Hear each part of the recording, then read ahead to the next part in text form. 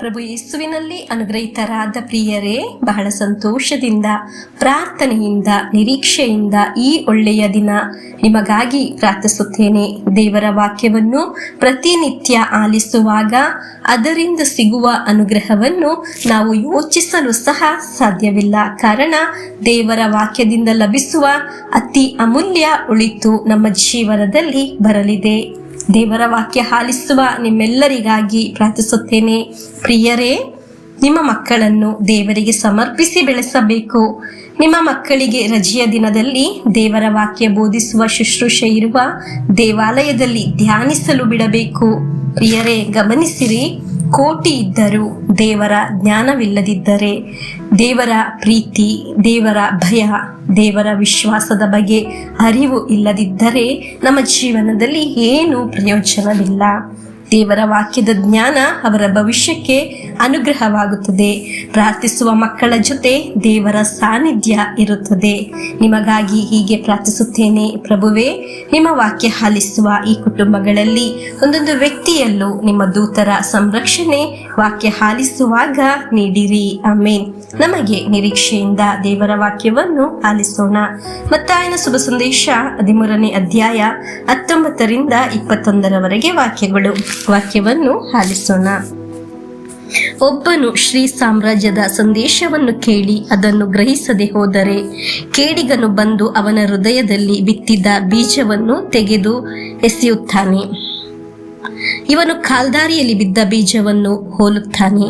ಬೇರೊಬ್ಬನು ಈ ಸಂದೇಶವನ್ನು ಕೇಳಿದ ಕೂಡಲೇ ಅದನ್ನು ಸಂತೋಷದಿಂದ ಸ್ವೀಕರಿಸುತ್ತಾನೆ. ಆದರೆ ಅದು ತನ್ನಲ್ಲಿ ಬೇರೂರದ ಕಾರಣ ಕೊಂಚ ಕಾಲ ಮಾತ್ರ ಇದ್ದು ಸಂದೇಶದ ನಿಮಿತ್ತ ಕಷ್ಟ ಕೋಟಲೆಗಳು ಬಂದೊದಗಿದ್ದಾಗ ಕೂಡಲೇ ಎಡವಿ ಬೀಳುತ್ತಾನೆ. ಇವನು ಕಲ್ಲು ನೆಲದ ಮೇಲೆ ಬಿದ್ದ ಬೀಜವನ್ನು ಹೋಲುತ್ತಾನೆ. ಪ್ರಿಯರೇ, ದೇವರ ವಾಕ್ಯ ನಮ್ಮ ಹೃದಯದಲ್ಲಿ ಇದ್ದರೆ ಏನಾಗಿದೆ ಅದರ ಪ್ರತ್ಯೇಕತೆ? ವಾಕ್ಯ ನಮ್ಮ ಹೃದಯದಲ್ಲಿ ಮರೆತು ಹೋಗದ ರೀತಿ ನಮ್ಮ ಹೃದಯದಲ್ಲಿ ದೃಢಪಡಿಸಿದೆ. ಆದರೆ ಏನಾಗಿದೆ ಅದರ ಲಾಭ ಎಂದು ಜ್ಞಾನೋಕ್ತಿಗಳು 4ನೇ ಅಧ್ಯಾಯ 10ರಿಂದ 13ರವರೆಗೆ ವಾಕ್ಯವನ್ನು ನಾವು ಕಾಣಬಹುದು. ವಾಕ್ಯವನ್ನು ಆಲಿಸೋಣ. ಮಗನೇ, ನನ್ನ ಮಾತುಗಳನ್ನು ಆಲಿಸಿ ಕೇಳು. ಕೇಳಿದೆಯಾದರೆ ಹೆಚ್ಚುವವು ನಿನ್ನ ಜೀವನದ ವರ್ಷಗಳು. ಜ್ಞಾನ ಮಾರ್ಗವನ್ನು ನಿನಗೆ ಉಪದೇಶಿಸುವೆನು. ಸತ್ಯ ಮಾರ್ಗದಲ್ಲಿ ನಿನ್ನನ್ನು ನಡೆಸುವೆನು. ನಡೆಯುವಾಗ ನಿನ್ನ ಹೆಜ್ಜೆಗೆ ತಡೆಯಾಗದು.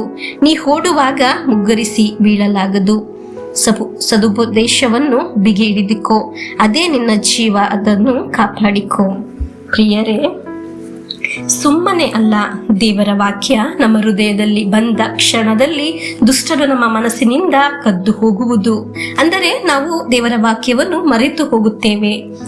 ಇಂದಿನಿಂದ ನಮಗೆ ಪ್ರಾರ್ಥಿಸೋಣ. ಪ್ರಿಯರೇ, ನಾವು ಆಲಿಸುವ ದೇವರ ವಾಕ್ಯ ಒಂದು ದುಷ್ಟ ಶಕ್ತಿಗೂ ಅಂಧಕಾರ ಶಕ್ತಿಗೂ ಅಪಹರಿಸಲು ಸಾಧ್ಯವಾಗದ ರೀತಿಯಲ್ಲಿ ದೇವರ ವಾಕ್ಯವನ್ನು ನಮ್ಮ ಹೃದಯದಲ್ಲಿ ದೃಢಪಡಿಸಿರಿ ಎಂದು ನಮಗೆ ಪ್ರಾರ್ಥಿಸೋಣ. ನಾವು ಬಿದ್ದು ಹೋಗಬೇಕು ಎಂದು ಹೇಳುವವರು, ಯೋಚಿಸುವವರು ನಮ್ಮ ಸುತ್ತಮುತ್ತ ಇರಬಹುದು. ಆದರೆ ದೇವರ ವಾಕ್ಯವಾಗಿದೆ ನಮ್ಮ ಹೃದಯದ ಒಳಗೆ ಇರುವುದು.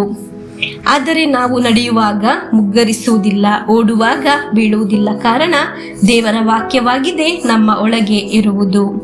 ಪ್ರತಿನಿತ್ಯ ಆಲಿಸುವ ದೇವರ ವಾಕ್ಯ ನಮ್ಮ ಜೀವನದಲ್ಲಿ ಕೃಪೆಯಿಂದ ತುಂಬಲಿ. ಆಮೇನ್. ಈ ವಾಕ್ಯವನ್ನು ನಿಮ್ಮ ಸ್ನೇಹಿತರಿಗೆ, ನಿಮ್ಮ ಕುಟುಂಬದವರಿಗೆ, ನಿಮ್ಮ ಧರ್ಮ ಕೇಂದ್ರದವರಿಗೆ, ನಿಮ್ಮ ಸಮೂಹದಲ್ಲಿರುವ ಪ್ರತಿಯೊಬ್ಬರಿಗೂ ಶೇರ್ ಮಾಡಿರಿ ಪ್ರಿಯರೇ. ಏಕೆಂದರೆ ವಾಕ್ಯವನ್ನು ಅವರ ಹೃದಯದಲ್ಲಿ ದೃಢಪಡಿಸುವಾಗ ಅವರಿಗೆ ದೀರ್ಘಾಯಸ್ಸು, ಅನುಗ್ರಹ, ಕೃಪೆ, ಆಶೀರ್ವಾದ ಲಭಿಸುತ್ತದೆ. ನಮಗೆ ಪ್ರಭುವಿನ ಆಶೀರ್ವಾದವನ್ನು ಸ್ವೀಕರಿಸೋಣ. ನಮ್ಮ ಪ್ರಭು ಯೇಸು ಕ್ರಿಸ್ತರ ವರಪ್ರಸಾದವು, ದೇವರ ಪ್ರೀತಿಯು, ಪವಿತ್ರಾತ್ಮರ ಅನ್ಯೋನ್ಯತೆಯು ನಮ್ಮೊಡನೆ ಇರಲಿ. ರೋಗಗಳಿಂದ, ಅಪಘಾತದಿಂದ, ದುರ್ಮರಣದಿಂದ, ಅಗಾಲಿದ ಮರಣದಿಂದ, ಅಸೂಯೆಯಿಂದ, ಮೋಸವಂಚನೆಯಿಂದೆಲ್ಲ ದೇವರು ನಮ್ಮನ್ನು ಸಂರಕ್ಷಿಸಲಿ. ಹಾಲೆಲೂಯ. ಆಮೇನ್.